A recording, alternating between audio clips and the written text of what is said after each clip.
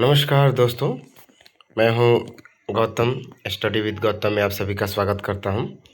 आइए हम एडुटेरिया के नोट्स के माध्यम से पॉलिटी कवर करने की प्रयास करेंगे और उस पर संबंधित विषयों पर चर्चा करेंगे। तो आइए हम लोग स्टार्ट करते हैं इसके परिचय के साथ। संविधान लिखित नियमों की एक ऐसी किताब है। संविधान लिखित नियमों की एक ऐसी किताब है जिसे किसी देश ने पहले में रहने वाले सभी लोग सामूहिक रूप से मानते हैं। संविधान सर्वोच्च कानून है। यह देश की राजनीतिक व्यवस्था का बुनियादी ढांचा का निर्माण करती है। यह देश की राजनीतिक व्यवस्था का बुनियादी ढांचे का निर्माण करती है। संविधान राज्य की विधायिका, कार्यपालिका और न्यायपालिका की स्थापना, उनकी शक्तियों तथा दलीलों का सीमांकन एवं जनता के मध्य संबंधों का विनियमन करता है। संविधान देश के आदर्शों, उद्देश्यों और मूल्यों का दर्पण होता है।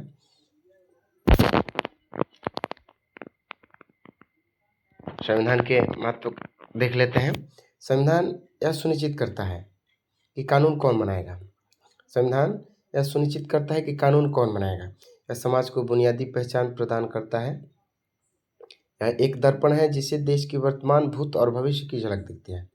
संविधान का जो महत्व है देख सकते हैं कि कितना है कि संविधान एक सुनिश्चित करता है कि कौन बनाएगा। हम बनाएंगे, आप बनाएंगे, कौन बना सकता है, इसके काबिल कौन है। दूसरा, यह समाज की बुनियादी पहचान प्रदान करता है। तीसरा, यह एक दर्पण है जिससे देश की वर्तमान, भूत और भविष्य की झलक दिखाई देती है। भारतीय संवैधानिक इतिहास। संविधान के इतिहास के बारे में थोड़ा देखते हैं कि भारतीय इतिहास में 23 जून 1797 में प्लासी के युद्ध और 22 अक्टूबर 1764 के बक्सर के युद्ध के बाद ईस्ट इंडिया कंपनी के समय समय पर कई अधिनियम लागू किए जो भारतीय संविधान के विकास की सीढ़ियां बने, जिनको 2 चरणों में बांटकर आसानी से समझा जा सकता है। तो आइए देखते हैं आगे। ये तो इनको 2 भागों में बांटा गया है भारत का संवैधानिक विकास को। देखिए, पहला भाग बांटा गया है कि ब्रिटिश ईस्ट इंडिया कंपनी के अंतर्गत पारित अधिनियम, जो कि 1773 से लेकर 1853 तक हुआ। और दूसरी तरफ हो गया कि ब्रिटिश शासक या ताज के अंतर्गत पारित अधिनियम होता है, जो 1858 से लेकर 1947 तक चला। ठीक है, तो पहले हम ब्रिटिश ईस्ट इंडिया कंपनी के अंतर्गत आने वाले अधिनियमों को देखते हैं। जैसे इसमें पहला आता है 1773 का रेगुलेटिंग एक्ट। इसके द्वारा भारत में कंपनी के शासन हेतु पहली बार लिखित संविधान प्रस्तुत किया गया। 1773 का रेगुलेटिंग एक्ट, इसके द्वारा भारत के कंपनी के शासन हेतु पहली बार, याद रहे कि पहली बार लिखित संविधान प्रस्तुत किया गया था। बम्बई तथा मद्रास प्रेसिडेंसी को कलकत्ता प्रेसिडेंसी का अधीन कर दिया गया था। बम्बई तथा मद्रास प्रेसिडेंसी को कलकत्ता प्रेसिडेंसी के अधीन कर दिया गया। बंगाल का गवर्नर जनरल पद नाम दिया गया। बंगाल का गवर्नर जनरल पद नाम दिया गया और बंगाल का प्रथम गवर्नर जनरल वारेन हेस्टिंग को बनाया गया। इसके अंतर्गत कलकत्ता में 1774 ईस्वी में उच्चतम न्यायालय की स्थापना की गई। कभी कभी क्वेश्चन पूछ देता है कि किस अधिनियम के तहत कलकत्ता उच्च न्यायालय या उच्चतम न्यायालय की स्थापना की गई थी। तो अधिनियम रेगुलेटिंग एक्ट या अधिनियम बोलिए 1773 के अंतर्गत। ठीक है, तो समझिए, जिसमें एक मुख्य न्यायाधीश और 3 अन्य न्यायाधीश नियुक्त किए गए थे। प्रथम मुख्य न्यायाधीश सर एलिजा एम्पे को बनाया गया था। इसको अंडरलाइन करिए कि प्रथम मुख्य न्यायाधीश सर एलिजा एम्पे को बनाया गया था। इसके तहत कंपनी के कर्मचारियों को निजी व्यापार व भारतीय लोगों से उपहार रिश्वत लेने पर रोक। प्रथम मुख्य न्यायाधीश सर एलिजा एम्पे को बनाया गया। इसके तहत कंपनी के कर्मचारियों को निजी व्यापार नहीं कर सकते थे और भारतीय लोगों से उपहार या रिश्वत नहीं ले सकते थे। इसके तहत व्यापार की सभी सूचनाएं क्राउन को देना सुनिश्चित किया गया। उसके बाद आता है 1781 का एक्ट। इसको एक्ट ऑफ सेटलमेंट के नाम से जाना जाता है। इसे 1773 के रेगुलेटिंग एक्ट की कमियों को दूर करने के उद्देश्य से लाया गया। इसमें जो 1773 में रेगुलेटिंग एक्ट में जो कमियां रह गई थी, इनको दूर करने के उद्देश्य से लाया गया। इसके तहत कलकत्ता की सरकार को बंगाल, बिहार, तो देखते हैं, इसके तहत कलकत्ता की सरकार को बंगाल, बिहार और उड़ीसा के लिए भी विधि निर्माण की शक्ति दी गई।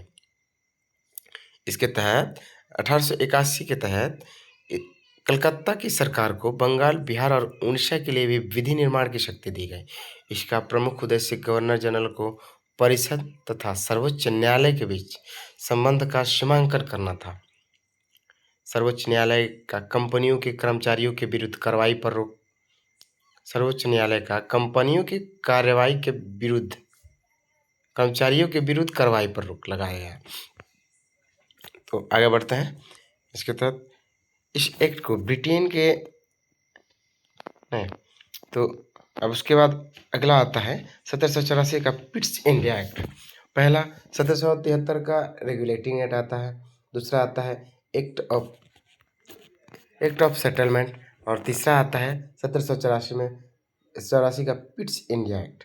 इस एक्ट को ब्रिटेन के तत्कालीन प्रधानमंत्री विलियम पिट द्वारा प्रस्तुत किया गया था, इसीलिए इसका नाम 1700 पिट्स इंडिया एक्ट पड़ा, क्योंकि उस समय तत्कालीन प्रधानमंत्री विलियम पिट द्वारा प्रस्तुत किया गया था। इसके तहत द्वैध शासन, दोहरा शासन का प्रारंभ हुआ। बोर्ड ऑफ डायरेक्टर्स व्यापारिक मामलों का देखरेख के लिए नियुक्त किए गए, और दूसरा बोर्ड ऑफ कंट्रोलर राजनीतिक मामलों का देखरेख के लिए नियुक्त किए गए। इसी के तहत कंपनी के अधीन क्षेत्रों को ब्रिटिश आधिपत्य क्षेत्र कहा गया। गवर्नर जनरल की परिषदों की संख्या 4 से घटाकर 3 कर दिया गया। इसको एक बार और रिकॉल करते हैं। 1784 का पिट्स इंडिया एक्ट के, इसके तहत ब्रिटेन के तत्कालीन प्रधानमंत्री विलियम पिट द्वारा प्रस्तुत किया गया था। इसके तहत द्वैध शासन का प्रारंभ हुआ। बोर्ड ऑफ कंट्रोल जो व्यापारिक मामलों की देखरेख करते थे, उनका नियुक्ति किया गया। दूसरा बोर्ड ऑफ कंट्रोलर राजनीतिक मामलों की देखरेख के लिए नियुक्ति किया गया। इसी के तहत कंपनी के अधीन क्षेत्रों को ब्रिटिश आधिपत्य क्षेत्र कहा गया। गवर्नर जनरल के परिषदों की संख्या 4 से घटाकर 3 कर दिया गया। उसके बाद आगे आता है 1813 का चार्टर्ड एक्ट। 1813 का चार्टर्ड एक्ट देखिए, इसके तहत कंपनी के अधिकार पत्र को 20 वर्षों के लिए बढ़ा दिया गया। इसके तहत कंपनी के अधिकार पत्रों को 20 वर्षों के बाद के लिए बढ़ा दिया गया। इसमें कभी कभी देखते हैं कि क्वेश्चन पूछ भी देता है कि किस चार्टर एक्ट के तहत कंपनी के अधिकार पत्रों को 20 वर्षों के लिए बढ़ा दिया गया था। तो 1813 का चार्टर एक्ट के तहत भारत के साथ व्यापार करने के एकाधिकार को समाप्त कर दिया गया। कंपनी का चीन के साथ व्यापार और चाय के व्यापारिक पर एकाधिकार रहने दिया गया। भारतीय शिक्षा पर प्रतिवर्ष 1 लाख रुपया खर्च करने का उपबंध किया गया। भारतीय शिक्षा पर प्रत्येक वर्ष 1 लाख रुपये खर्च करने का उपबंध किया गया। ईसाई मिशनरियों को भारत में धर्म प्रचार करने की अनुमति दी गई। इसी के तहत ब्रिटिश सरकार सम्राट की स्वीकृति से कंपनी को गवर्नर्स तथा प्रधान सेनापतियों की नियुक्ति का अधिकार दिया गया। स्थानीय स्वायत्तशासी संस्थाओं को करारोपण कर अधिकार दिया गया। आगे बढ़ते हैं। 1833 का चार्टर्ड एक्ट। 1833 का चार्टर्ड एक्ट कंपनी के व्यापारिक अधिकारों को पूर्णतः समाप्त कर दिया गया। इसके तहत कंपनी के व्यापारिक अधिकारों को पूर्णतः समाप्त कर दिया गया। बंगाल के गवर्नर जनरल को संपूर्ण भारत का गवर्नर जनरल कहा जाने लगा तथा गवर्नर जनरल को सभी नागरिक और सैन्य शक्तियां प्रदान की गई। इसके तहत भारत का पहला governor general Lord William Bentinck को बनाया गया, जो आगे चलकर सती प्रथा का अंत करते हैं। बम्बई तथा मद्रास के गवर्नर को विधायिका शक्ति से वंचित कर दिया गया। बम्बई तथा मद्रास के गवर्नर को विधायिका शक्ति से वंचित कर दिया गया। गवर्नर जनरल को संपूर्ण देश के लिए एक ही बजट तैयार करने का अधिकार दिया गया। भारतीय शिक्षा पर प्रतिवर्ष 10 लाख रुपए खर्च करने का उपबंध किया गया। ध्यान रखिए, इसके पहले 1833 का ये जो है, इसके पहले जो 1813 का था उसमें 1 लाख रुपए शिक्षा पर खर्च करने का प्रावधान था, जबकि 1833 के चार्टर्ड एक्ट के तहत प्रत्येक वर्ष 10 लाख रुपए खर्च करने का शिक्षा पर उपबंध किया गया। इसके तहत वर्ष 1934 में लॉर्ड मैकाले की अध्यक्षता में प्रथम विधि आयोग का गठन किया गया। इसी के तहत वर्ष 1934 में लॉर्ड मैकाले की अध्यक्षता में प्रथम विधि आयोग का गठन किया गया। इसी एक्ट के तहत भारत में दास प्रथा को समाप्त करने के लिए कदम उठाया गया। इसी एक्ट के तहत सिविल सेवकों के चयन के लिए खुली प्रतियोगिता का आयोजन शुरू करने का प्रयास किया गया। तो दोस्तों, वीडियो कैसी लगी कमेंट बॉक्स में बताएं। इसके आगे के पार्ट हम अगले क्लास में डिस्कस करेंगे। तब तक के लिए धन्यवाद। वीडियो पसंद आई हो तो लाइक और सब्सक्राइब करें और अपने दोस्तों के पास शेयर जरूर करें।